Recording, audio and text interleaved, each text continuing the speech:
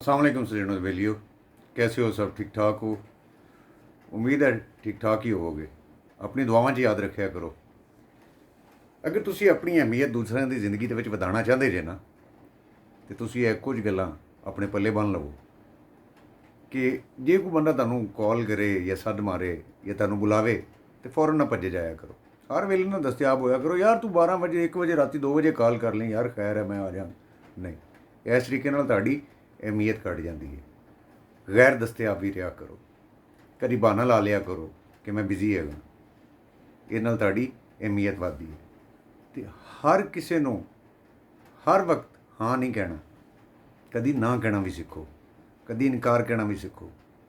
तो जे अगर किसी जगह ते किसी महफल दे विच किसी जगह तुहानूं किसी गल दा जवाब देना पवे ना, तो थोड़ा वक्फा देना है। उस बंदे दे सवाल तो बाद या उस बंदे दी गल तो बाद थोड़ा वक्फा देना है, तो फिर थोड़ा जिहा सोच के उहदी गल दा जवाब देना।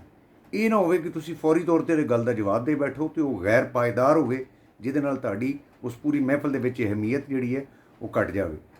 तो दूजियां दी गल्लां जिहड़ियां उन्हां नूं खामखा एज ए बर्डन अपने उत्ते नहीं लैना। दूजियां दी गल्लां नूं एडा ज़्यादा सिर ते सवार नहीं करना। ये दूजियां दी गल्लां होंदियां ने तुहानूं कमज़ोर करन वास्ते, तुहानूं परेशान करन वास्ते। इन्हां नूं एक कान नाल सुणो, दूसरे कान चों कढ दिओ।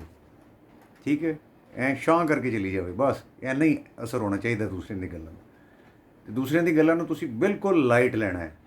जिस दिन तुसी अपनियां ये गल लोकां दीयां गल्लां नूं अपने उत्ते लाइट लैना शुरू कर दिता ना, इनू इग्नोर करना यानी कि शुरू कर दिता तुसी, यकीन करो तुहाड़ियां सारियां परेशानियां खत्म हो जानी।